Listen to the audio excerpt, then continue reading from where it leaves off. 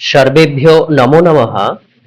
Sanskrit information চ্যানেলে সর্বেষাং হার্দম স্বাগতম। প্রিয় ভাই ও বোনেরা, দ্বাদশ শ্রেণীর তৃতীয় সেমিস্টারের বিগত বছরের সংস্কৃত প্রশ্নপত্রটি আজকে আমরা পুঙ্খানুপুঙ্খ আলোচনা করব।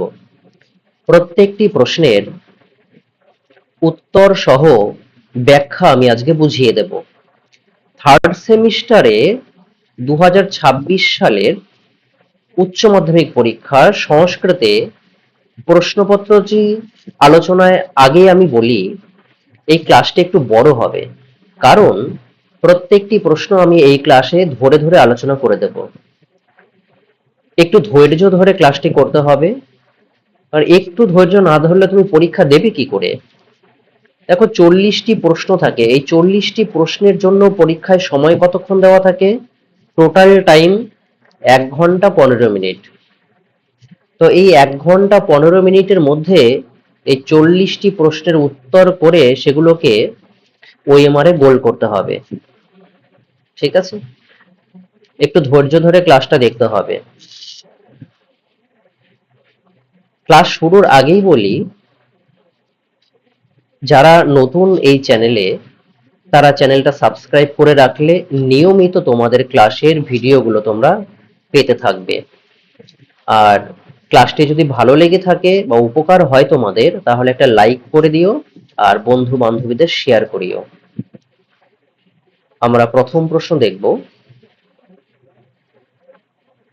থার্ড সেমিস্টারের প্রথম প্রশ্ন। 1 নম্বর প্রশ্ন বলছে, শূন্য স্থান পূরণ করো। বালচন্দ্রিকার স্বামী হলেন ড্যাশ। বালচন্দ্রিকার স্বামীকে রাজবাহন নাকি পুষ্পোদ্ভব নাকি শুক্লোদ্ভব নাকি দারাশুক? কে হবে? দেখো, আমি টেক্সট বই থেকে একটা উদ্ধৃতি দেখাচ্ছি। বালচন্দ্রিকায়াহ পতিহি ইতি অভিনিবিষ্ট বিত্তদর্পস্য বৈদেশিক বণিকপুত্রস্য পুষ্পোদ্ভবস্য মিত্রম। তাহলে বালচন্দ্রিকার পতিহি কে? বালচন্দ্রিকার পতি হচ্ছে পুষ্পোদ্ভব। তাহলে সঠিক উত্তর হবে বি, পুষ্পোদ্ভব। এইভাবে লাইনগুলো মনে রাখতে হবে টেক্সট বই দেখে। যারা টেক্সট বইটি ভালো করে পড়োনি, আমার এই চ্যানেলে রয়েছে রাজবাহন চরিতামের পুরো টেক্সট, একবার দেখে নিও সময় হলে। পরের প্রশ্ন দেখব, রাজবাহনকে কে ব্রাহ্মণাধম বলেছিলেন? রাজবাহনকে কে ব্রাহ্মণাধম বলেছিলেন? এ বলছে চন্দ্রবর্মা, বি বলছে মানসার, সি বলছে দারুবর্মা, ডি বলছে পুষ্পোদ্ভব। কি হবে উত্তর? উত্তর হবে চন্দ্রবর্মা। চন্দ্রবর্মা রাজবাহনকে ব্রাহ্মণাধম বলেছেন। এইবার প্রশ্ন হচ্ছে, এই প্রশ্নটাই যে তোমাদের আসবে তার তো কোনো নিশ্চয়তা নেই, কারণ রিপিট কোশ্চেন তো হয় না। তাহলে আমাদের মনে রাখতে হবে যে এইখান থেকে আর কি প্রশ্ন আসতে পারে। এখান থেকে এই প্রশ্নটা তোমাদের আসতে পারে যে ব্রাহ্মণাধম এর সংস্কৃত প্রতিশব্দ কি? টেক্সট বইয়ে কি লেখা রয়েছে? ব্রাহ্মণাধম এর সংস্কৃত প্রতিশব্দ হচ্ছে ব্রাহ্মণ ব্রুবহ। ব্রাহ্মণ ব্রুবহ, মনে রেখো। পরের প্রশ্ন, রাজহংসের পদযুগল কিসের দ্বারা আবদ্ধ ছিল? রাজহংসের পদযুগল কিসের দ্বারা আবদ্ধ ছিল? রজ্জুর দ্বারা নাকি পদ্ম মৃণালের দ্বারা নাকি স্বর্ণ শৃঙ্খলের দ্বারা নাকি রৌপ্য শৃঙ্খলের দ্বারা? কার দ্বারা? রাজবাহনের মানে রাজকুমারের পদযুগল কিসের দ্বারা আবদ্ধ ছিল? একটা দেখো লাইন উদ্ধৃত আমি করে দিয়েছি। এটা তোমাদের খুব ইম্পর্টেন্ট তোমাদের জন্য। আমি গত বছরের প্রশ্নটাও দেখাবো, সঙ্গে সঙ্গে তুলনা করে দেব তোমাদের কোনটা প্রশ্ন ইম্পর্টেন্ট আছে। দেখো, তস্য রাজকুমারস্য কমল মুখ শশী কিরণ রজ্জুদামনি গৃহীতমিব রজত শৃঙ্খল উপগ্রহং চরণ যুগলম আসিত। তাহলে রাজকুমারের পা কিসের দ্বারা বাঁধা ছিল? রৌপ শৃঙ্খল মানে রজত শৃঙ্খল। রজত মানে হচ্ছে রূপা। তাহলে রজত শৃঙ্খল দ্বারা কার পা বাঁধা ছিল? রাজকুমারের। তোমাদের জন্য খুব ইম্পর্টেন্ট কোশ্চেন। এই 2026 সালের সেপ্টেম্বরে যারা পরীক্ষা দেবে, অর্থাৎ 2027 সালের উচ্চ মাধ্যমিক যারা দেবে, তাদের জন্য খুব ইম্পর্টেন্ট এটা। এইবার আমাদের প্রশ্ন কি ছিল গত বছরে? রাজহংসের পদযুগল। তাহলে রৌপ্য শৃঙ্খল তো হবে না, তাহলে উত্তর কি হবে? উত্তর হবে পদ্ম মৃণালের দ্বারা। সঠিক উত্তর হবে বি, পদ্ম মৃণালের দ্বারা। পরের প্রশ্ন, রাজবাহন কোন রাজ্যের রাজপুত্র ছিলেন? রাজবাহন কোন রাজ্যের রাজপুত্র ছিলেন? এ বলছে কৌশল, বি বলছে অযোধ্যা, সি বলছে মালব, ডি বলছে মগধ। সঠিক উত্তর কি হবে? সঠিক উত্তর হবে মগধ। মগধের রাজা ছিলেন রাজবাহন। 5 নম্বর প্রশ্ন দেখব। 5 নম্বর প্রশ্ন কি বলছে? তমপহস ত্বয়া দত্ত্ব জ্ঞান প্রদীপঃ। একটি লাইন তুলে প্রশ্ন আসবে, এইভাবে দেবনাগরী হরফে লেখা থাকবে। তমপহস ত্বয়া দত্ত জ্ঞান প্রদীপঃ মানে তোমার দ্বারা আজ আমার অন্ধকার বিনাশক জ্ঞান প্রদীপ দেওয়া হলো বা দান করা হলো। এখানে ত্বয়া বলতে কার কথা বলা হয়েছে? ত্বয়া বলতে কার কথা বলা হয়েছে? উক্তিটা কে করেছে? উক্তিটি করেছে অবন্তী সুন্দরী। এই দেখো লাইনটি, অদ্য মে মনসী তমপহস ত্বয়া দত্ত জ্ঞান প্রদীপঃ। মে মনসী, মে মনসী মানে আমার মনে। কথাটি কে বলছে? কথাটি বলছে অবন্তী সুন্দরী। কাকে বলছে? উত্তর হবে রাজবাহনকে। এ হয়ে যাবে সঠিক উত্তর, রাজবাহনকে। পুষ্পোদ্ভব হবে না, অবন্তী সুন্দরী নিজে বলেছে, তাহলে অবন্তী সুন্দরী হবে না, আর দারু বর্মাকেও হবে না। পরের প্রশ্ন, সন্ধি বিচ্ছেদ করো। 6 নম্বর প্রশ্ন কি বলছে? লোকস্তদনুবর্ততে। লোকস্তদনুবর্ততে এর সন্ধি বিচ্ছেদ কি হবে? এ নম্বর বলছে লোকস্ত দনুবর্ততে। এটা হবে না, কারণ দন্তা শয়তায় রয়েছে, তারপরে দ রয়েছে, এটা সন্ধির কোনো নিয়মে পড়ে না।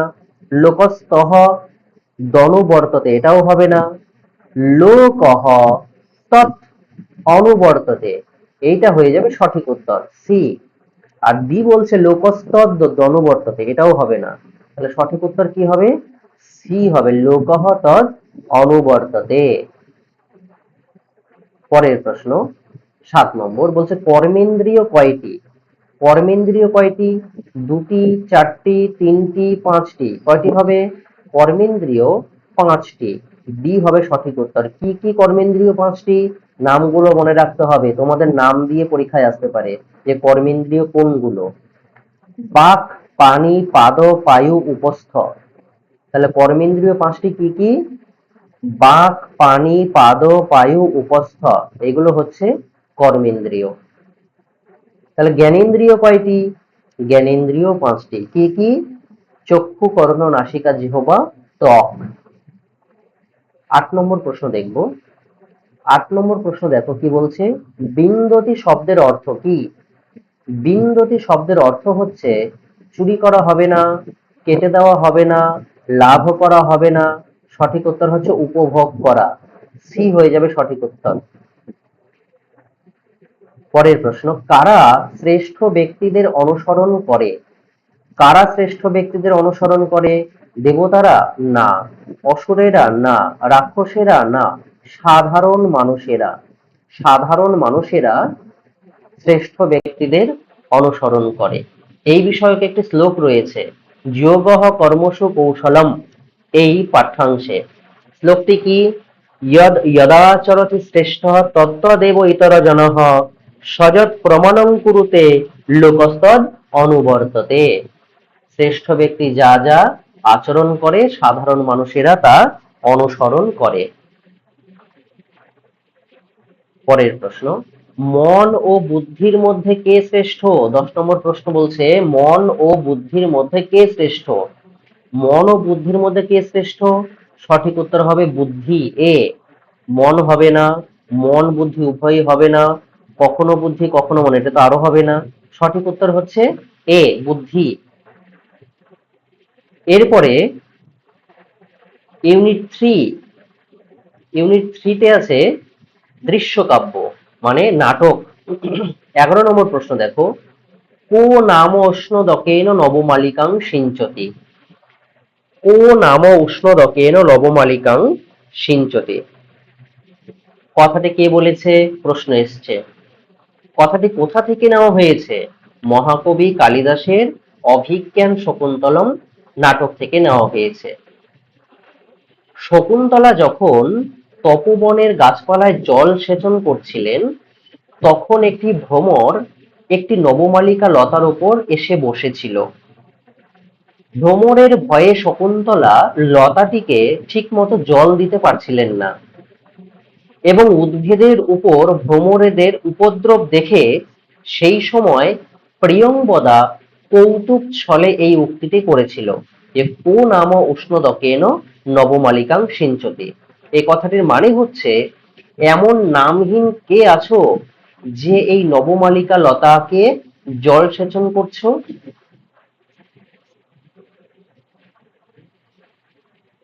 তাহলে উত্তর কি হবে? প্রিয়ংবদা। কথাটি কে বলেছে? প্রিয়ংবদা বলেছে। পরের প্রশ্ন, সত্য মিথ্যার মাধ্যমে সঠিক বিকল্পটি চিহ্নিত করো। 12 নম্বর প্রশ্ন বলছে সত্য মিথ্যার মাধ্যমে সঠিক বিকল্পটি চিহ্নিত করতে হবে। আচ্ছা, এ নম্বর বলছে অনসুয়া দুর্বাসার জন্য পা ধোয়ার জলের ব্যবস্থা করে। ঠিক। 2 নম্বর বলছে প্রিয়ংবদা অনুনয় বিনয় করে ঋষি দুর্বাসাকে শান্ত করে। এটাও ঠিক। 3 নম্বর বলছে শকুন্তলা পিতার চিন্তায় মগ্ন। একদম ঠিক নয়, এটা ভুল। কারণ শকুন্তলা পতির চিন্তায় মগ্ন মানে স্বামীর চিন্তায় মগ্ন ছিল। এটা ভুল। 3 নম্বরটা ভুল দাঁড়ালো। 4 নম্বর বলছে দুর্বাসা সাপ মুক্তির উপায় বলে দেন। এটাও ঠিক। সাপ মুক্তির উপায়টা কি বলেছিল? যদি কোনো অঙ্গুরীয়ক বা চিহ্ন দুষ্যন্তকে দেখানো যায় তাহলে দুষ্যন্তের সাপ মুক্তি ঘটবে। মানে শকুন্তলার উপর যে অভিশাপ দেওয়া রয়েছে তার সাপ মুক্তি ঘটবে। তাহলে দেখা যাচ্ছে 1, 2 আর 4 নম্বর সঠিক, আর 3 নম্বর হচ্ছে ভুল, তাই তো? এবার বিকল্পগুলো দেখবো। এ নম্বর অপশন বলছে 1 আর 3 সত্য, তাহলে এটা হবে না। আমাদের সত্য তো 3টে পেয়েছি, 1, 2 আর 4। বি নম্বর বলছে 1, 2, 4 সত্য আর 3 হচ্ছে মিথ্যা, তাহলে এটা হয়ে যাবে সঠিক উত্তর। পরের প্রশ্ন, 13 নম্বর প্রশ্ন দেখবো আমরা। বলছে শকুন্তলার পালক পিতা হলেন, শকুন্তলার পালক পিতা কে? এ নম্বর বলছে মারিচ, এটা হবে না। বি বলছে দুর্বাসা, এটাও হবে না। দুর্বাসা তো শকুন্তলাকে অভিশাপ দিয়েছিলেন, উনি তো হবেন না। উগ্রশ্রবা, এটাও নয়। কর্ণ, হ্যাঁ, ডি নম্বর হয়ে যাবে সঠিক উত্তর। শকুন্তলার পালক পিতা কে? শকুন্তলার পালক পিতা বা পালিত পিতা হচ্ছে কর্ণ। এইবার প্রশ্ন করি শকুন্তলার আসল পিতা কে? শকুন্তলার আসল পিতা হচ্ছে বিশ্বামিত্র। পরের প্রশ্ন, 14 নম্বর দেখো, শূন্যস্থান পূরণ করো। শূন্যস্থান পূরণ করতে বলেছে। শকুন্তলোপাখ্যান বর্ণিত হয়েছে ড্যাশ কোথায়? শকুন্তলা উপাখ্যান কোথায় বর্ণিত হয়েছে? মেঘদূতে? না, মেঘদূত একটা গীতিকাব্য। রামায়ণে? না, রামায়ণের সাথে তো শকুন্তলার বা অভিজ্ঞান শকুন্তলমের কোনো সম্পর্ক নেই, কারণ অভিজ্ঞান শকুন্তলম মহাভারতে বর্ণিত আছে। তাহলে পুরানো হবে না, তাহলে উত্তর হয়ে যাবে মহাভারত। মহাভারতের কোন পর্বে? মহাভারতের আদি পর্বে। এই পাশের লেখাগুলো দেখবে মহাভারতের কোন পর্বে আছে? মহাভারতের আদি পর্বে আছে শকুন্তলা উপাখ্যান।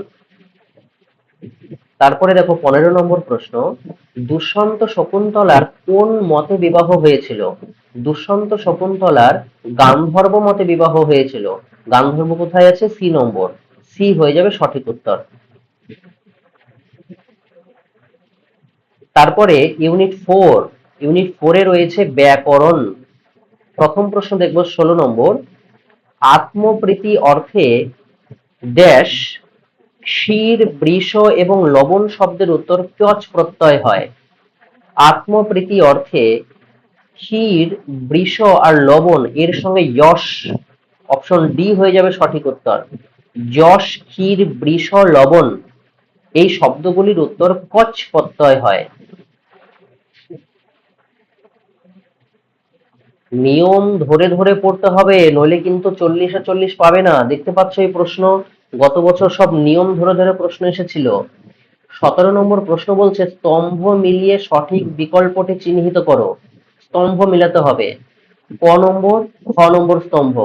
দেখো কয়ে একে বলছে পিতৃমঠ, দুয়ে বলছে বিশ্বামিত্র, তিনে বলছে গরীয়স, চারে বলছে মহিষ্ঠ।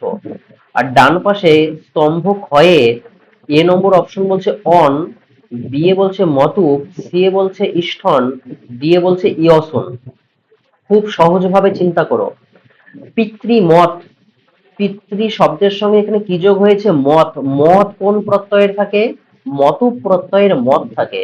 তাহলে পিতৃযুক্ত মতুক করে কি হয়? পিতৃমত। এই দেখো পিতৃযুক্ত মতুক করে কি হয়? পিতৃমত। তাহলে একে কি যাচ্ছে? একে যাচ্ছে বি।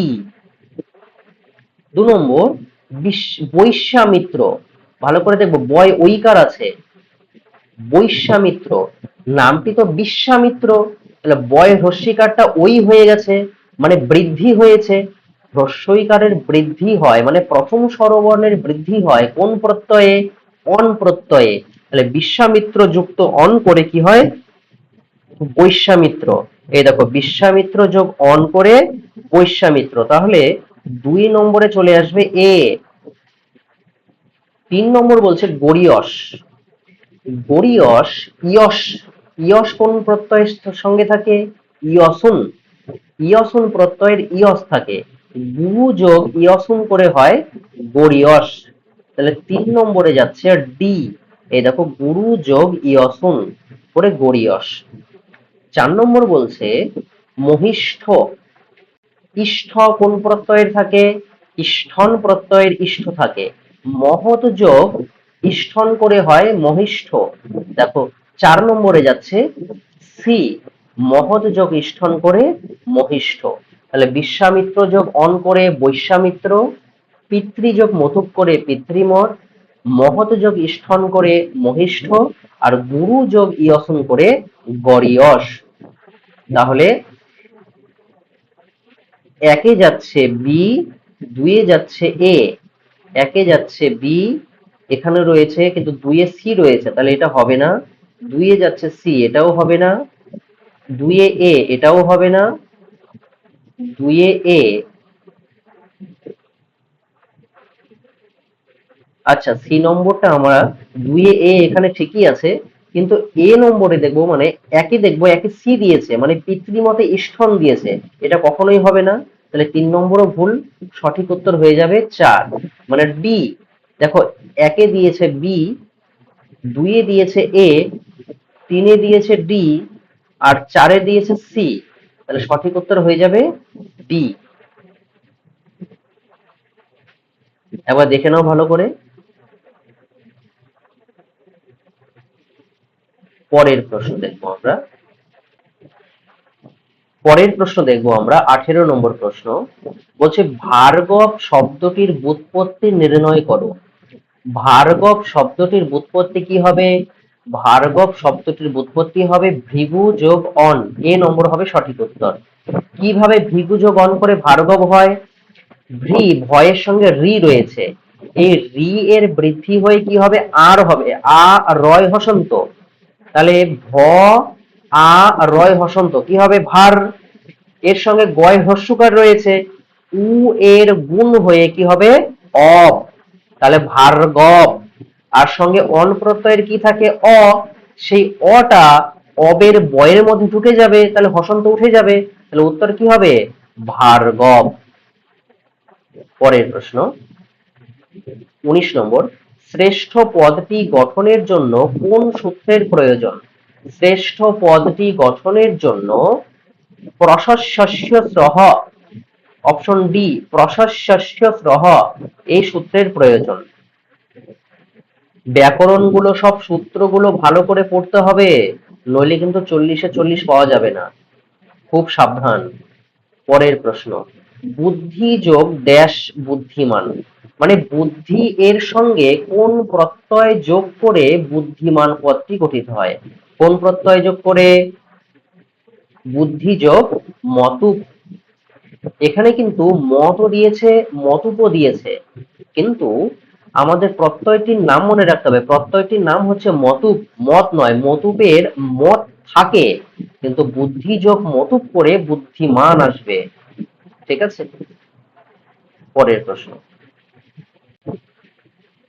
বলছে রেখাঙ্কিত শব্দটির কারক বিভক্তি নির্ণয় করো। রেখাঙ্কিত শব্দটির কারক বিভক্তি, রামহ বনং গচ্ছতি, কার নিচে দাগ রয়েছে মানে রেখা রয়েছে? বনং। বনং এ কোন বিভক্তি রয়েছে? বনং এ দ্বিতীয়া বিভক্তি রয়েছে। তাহলে দ্বিতীয়া বিভক্তি কোন অপশনটিতে রয়েছে? এতে তো নেই, সিতে নেই, বি এ নেই। বি হয়ে যাবে সঠিক উত্তর, কর্মে দ্বিতীয়া। পরের প্রশ্ন 22 নম্বর, স্বতন্ত্র কর্তা সূত্রটি কোন কারকের? স্বতন্ত্র কর্তা, নামের মধ্যেই দেখো কর্তা মানে কর্তৃকারকের, পরিষ্কার বোঝা যাচ্ছে। অপশন বি হয়ে যাবে সঠিক উত্তর। স্বতন্ত্র কর্তা কোন কারকের সূত্র? কর্তৃকারকের সূত্র। 23 নম্বর প্রশ্ন বলছে স্তম্ভ মিলিয়ে সঠিক বিকল্পটি চিহ্নিত করো। ক নম্বর স্তম্ভ, খ নম্বর স্তম্ভ। কয়ে একে বলছে অক্সনা কানহ, দুয়ে বলছে শোকেন দুঃখম, তিনে বলছে জটাভিহি তাপসহ, আর চারে বলছে পিত্রা আগতঃ পুত্রঃ। স্তম্ভ ক্ষয়ে এ নম্বর বলছে সহযুক্তে অপ্রধানে, বি এ বলছে ইত্থম্ভত লক্ষণে, সি এ বলছে ইয়েনাঙ্গ বিকারহ, ডি এ বলছে হেতু। আমাদের মেলাতে হবে। দেখো, অক্সনাহ কানহ, চোখে কানা, কোন অঙ্গের বিকার বোঝালে সেটা কোন সূত্র দিয়ে হয়? তৃতীয়া বিভক্তি ইয়েনাঙ্গ বিকার। তাহলে একে চলে আসবে সি। আচ্ছা, 2 নম্বর বলছে শোকেন দুঃখম, দুঃখটা কিসের কারণে? শোকের কারণে। তাহলে কারণ মানে হেতু, তাহলে হেতু থেকে হেতু শব্দ ও সূত্র আসে, তাহলে 2 এ আসবে ডি। তারপরে 3 নম্বর বলছে জটাভিহি তাপসহ, তাপস মানে তপস্বী আমরা কিভাবে চিনবো? জটের দ্বারা, মাথায় জটা থাকবে। তাহলে জটাভিহি তাপসহ, কোনো একটা লক্ষণ দ্বারা যদি কোনো ব্যক্তি বা বস্তুকে সূচিত করা যায়, তাহলে সেই সূত্র কোন দিক মানে কোন সূত্র দিয়ে হয়? ইত্থম্ভূত লক্ষণে। তাহলে কি হবে? জটাভিহি তাপসতে চলে যাবে বি, মানে 3 এ চলে আসবে বি। আর পিত্রা আগতঃ পুত্র, এখানে সহ শব্দটা উজ্জ রয়েছে, নেই, মানে পিত্রা সহ আগতঃ পুত্র, এই সহটা এখানে থাকতো কিন্তু চালাকি করে প্রশ্নকর্তা দেয়নি। তাহলে সহ শব্দ যোগে কি হয়? সহার্থে তৃতীয়া, মানে সহযুক্তে অপ্রধানে সূত্র পড়ে। তাহলে 4 নম্বরে কোন সূত্র আসছে? সহযুক্তে অপ্রধানে এ। তাহলে দেখো, একে সি, 2 এ ডি। একে সি, 2 এ ডি কোন অপশনে রয়েছে? একে এ রয়েছে, এটা হবে না। একে ডি রয়েছে, এটাও হবে না, বি নম্বর। 3 নম্বরে বলছে একে সি, আবার ডিও বলছে একে সি, মানে সিতেও বলছে একে সি আর ডিও বলছে একে সি হবে। আচ্ছা, আমাদের তাহলে 2 নম্বর অপশনটা দেখতে হবে। 2 এ বলছে শোকেন দুঃখম হেতু, মানে ডি হবে। তাহলে 2 এর ডি কোথায় আছে? এই দেখো, এখানেও রয়েছে, এইখানেও রয়েছে। তাহলে আমাদের আরেকটা দেখতে হবে। জটাভিহি তাপসহ, 3 এ আসবে বি, ইত্থম্ভূত লক্ষণে। 3 এ বি কোথায় আছে? 3 এ বি রয়েছে সি নম্বর অপশনে। তাহলে সঠিক উত্তর হয়ে যাবে সি। এইভাবে কিন্তু মেলাতে হবে স্তম্ভগুলো। সি নম্বর হয়ে যাবে সঠিক উত্তর। দেখো স্তম্ভটি একবার মনোযোগ সহকারে। পরের প্রশ্ন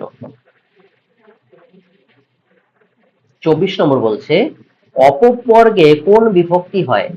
অপবর্গে তৃতীয়া সূত্র রয়েছে, অপবর্গে তৃতীয়া, সি হয়ে যাবে সঠিক উত্তর। 25 নম্বর প্রশ্ন বলছে কারক পদের ব্যুৎপত্তি কি? কারক পদের ব্যুৎপত্তি হচ্ছে ক্রি যুক্ত নুল প্রত্যয় করে কারক শব্দটি উৎপত্তি হয়। বি নয়, বি হয়ে যাবে সঠিক উত্তর, ক্রি যুক্ত নুল। 26 নম্বর, রাজ্ঞঃ পুত্রঃ রাজপুত্রঃ কোন সমাসের উদাহরণ?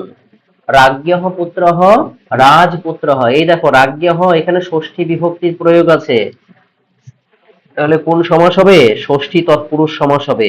সি নম্বর সঠিক উত্তর। 27 নম্বর বলছে সুমদ্রম সমাসবদ্ধ পদটির ব্যাসবাক্য কি হবে? সুমদ্রম মদ্রাণাং সমৃদ্ধিহি, মদ্রাণাং সমৃদ্ধিহি এ হয়ে যাবে সঠিক উত্তর। কোন সমাস? এটি অব্যয়ীভাব সমাস। 28 নম্বর প্রশ্ন দেখব, চতুর্থী তৎপুরুষ সমাস নিষ্পন্ন পদটি হলো, চতুর্থী তৎপুরুষ সমাস নিষ্পন্ন পদ কোনটি হবে? চৌরভয়ম এটা হবে না, কারণ চৌরভয়ম কি হবে? পঞ্চমী তৎপুরুষ সমাস, চৌরাত ভয়ম। সি নম্বর বলছে রামানুজহ, এটাও হবে না, কেন? রামস্য অনুজহ রামানুজহ, এটা ষষ্ঠী তৎপুরুষ সমাস, উপরেরটা মানে এ নম্বর পঞ্চমী তৎপুরুষ, সি নম্বর ষষ্ঠী তৎপুরুষ। আচ্ছা, ডি নম্বর বলছে ভীষ্ম জননী মানে ভীষ্মস্য জননী, ব্যাসবাক্য করলে হবে ভীষ্মস্য জননী, ষষ্ঠী তৎপুরুষ সমাস, তাহলে এটাও হবে না। প্রশ্ন তো চতুর্থী তৎপুরুষ চেয়েছে। ইউপদারুহু, ইউপদারুহু ব্যাসবাক্য করলে হবে ইউপায় দারুহু, ইউপায় দারুহু চতুর্থী তৎপুরুষ সমাসের উদাহরণ, তাহলে সঠিক উত্তর হবে বি ইউপদারুহু। এই ব্যাসবাক্যগুলো মনে রাখতে হবে। চৌরভয়ম কি হবে? চৌরাত ভয়ম, পঞ্চমী তৎপুরুষ সমাস। রামানুজহ রামস্য অনুজহ, ষষ্ঠী তৎপুরুষ সমাস। ভীষ্ম জননী ভীষ্মস্য জননী, ষষ্ঠী তৎপুরুষ। ইউপ দারুহু ইউপায় দারুহু, চতুর্থী তৎপুরুষ সমাস। পরের প্রশ্ন বলছে অভাব অর্থে অব্যয়ীভাব সমাস নিষ্পন্ন পদটি হলো, অভাব অর্থে অব্যয়ীভাব সমাস নিষ্পন্ন পদ কোনটি? অতিবাধম এটা হবে না, অনুগৃহম এটাও হবে না, অনুরূপম এটাও হবে না, নির্জনম এটা সঠিক উত্তর ডি। এই নির্জনমকে ব্যাসবাক্য করলে কি হবে? জনানাম অভাবঃ, জনানাম অভাবঃ নির্জনম, এটা অভাব অর্থে অব্যয়ীভাব সমাস। 30 নম্বর প্রশ্ন বলছে পাণিনির মতে সমাস কয় প্রকার? পাণিনির মতে সমাস 4 প্রকার, সঠিক উত্তর হয়ে যাবে সি। কি কি 4 প্রকার? অব্যয়ীভাব সমাস, তৎপুরুষ সমাস, বহুব্রীহি সমাস, দ্বন্দ্ব সমাস। অব্যয়ীভাব, তৎপুরুষ, বহুব্রীহি, দ্বন্দ্ব, এই 4 প্রকার সমাস স্বীকার করেছেন মহাবৈয়াকরণ পাণিনি। এরপরে ইউনিট 5 এ রয়েছে পৌরাণিক ও লৌকিক সংস্কৃত সাহিত্যের ইতিহাস। 31 নম্বর প্রশ্ন, কবি ভবভূতির রচিত প্রথম নাটক কোনটি? প্রথম প্রশ্ন হচ্ছে ভবভূতির নাটক কয়টি? ভবভূতির নাটক 3টি। কি কি? মহাবীর চরিত, মালতী মাধব আর উত্তর রামচরিত। এই 3টি নাটকের মধ্যে প্রথম কোনটি? প্রথম হচ্ছে মহাবীর চরিত, সি হবে সঠিক উত্তর। 32 নম্বর প্রশ্ন, সংস্কৃত সাহিত্যে সর্ববৃহৎ পুরাণের নাম কি? মানে বৃহত্তম পুরাণ কোনটি? বৃহত্তম পুরাণ হচ্ছে স্কন্দ পুরাণ, ডি হবে সঠিক উত্তর। বৃহত্তম পুরাণের নাম হচ্ছে স্কন্দ পুরাণ। তাহলে ক্ষুদ্রতম কোনটা? তোমাদের পরীক্ষায় ক্ষুদ্রতমটা আসতে পারে, ক্ষুদ্রতম হচ্ছে কূর্ম পুরাণ, ঠিক আছে, ক্ষুদ্রতম হচ্ছে কূর্ম পুরাণ। 33 নম্বর প্রশ্ন দেখব, শূন্যস্থান পূরণ করো। ভাসের ছদ্মনাম হলো, শূন্যস্থান দিয়েছে ড্যাশ, ভাসের ছদ্মনাম কি? এ নম্বর বলছে অগ্নিমিত্র, এটাও ঠিক। বি নম্বর বলছে জ্বলন মিত্র, এটাও ঠিক। সি নম্বর বলছে বহ্নি মিত্র, এটা হয় না। আর ডি নম্বর বলছে অরিমিত্র, এটাও হয় না। তাহলে ভাসের ছদ্মনাম কি হবে? অগ্নিমিত্র হবে, জ্বলন মিত্র হবে, দুটোই হবে, যে কোনো একটা দিলেই সঠিক উত্তর হবে। এখানে অপশনগুলো দেওয়া উচিত ছিল এ এবং বি উভয়ই। পরের প্রশ্ন, বামন শব্দের অর্থ কি? বামন শব্দের অর্থ হচ্ছে ক্ষুদ্রাকৃতি, সি হবে সঠিক উত্তর, ক্ষুদ্রাকৃতি। পরের প্রশ্ন দেখব, 35 নম্বর প্রশ্ন বলছে সঠিক ক্রমবিন্যাস নিরূপণ করো। সঠিক ক্রমবিন্যাস নিরূপণ করতে হবে মানে পর্যায়ক্রমে সাজাতে হবে। প্রশ্নটি এসেছে পুরাণের লক্ষণ থেকে। পুরাণের লক্ষণ কয়টি? পুরাণের লক্ষণ 5টি। আমার পুরাণের উপর একটি পূর্ণ ক্লাস রয়েছে, সম্পূর্ণ ক্লাস।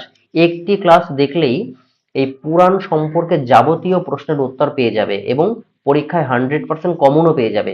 এবার চ্যানেলে গিয়ে দেখে নিও। পুরাণের লক্ষণ হচ্ছে 5টি। কি কি? স্বর্গশ্চ প্রতিস্বর্গশ্চ বংশমন্বন্তরাণি চ বংশানুচরিতম চৈব পুরাণং পঞ্চলক্ষণম। তাহলে যদি পর্যায়ক্রমে আমরা সাজাই, স্বর্গ, প্রতিস্বর্গ, স্বর্গশ্চ প্রতিস্বর্গশ্চ, বংশ মন্বন্তর, তাহলে স্বর্গ, প্রতিস্বর্গ, বংশ মন্বন্তর কোথায় আছে? বি নম্বর অপশনে। তাহলে এটা হয়ে যাবে সঠিক উত্তর। একটা এখানে নেই। কোনটা নেই? স্বর্গ, প্রতিস্বর্গ, বংশ মন্বন্তর আর বংশানুচরিত। তাহলে এখানে 4টে দিয়েছে, একটার অভাব রয়েছে। কোনটা? বংশানুচরিত। আর এ নম্বরে বলছে স্বর্গ, প্রতিস্বর্গ, মন্বন্তর, বংশানুচরিত। এটা হবে না।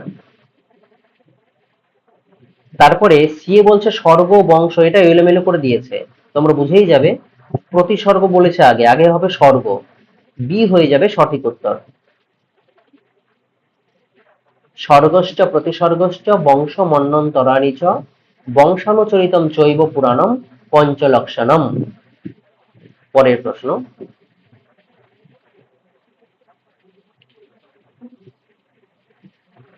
বলছে ধনাত্মক ও ঋণাত্মক রাশির আলোচনা কার গ্রন্থে পাওয়া যায়?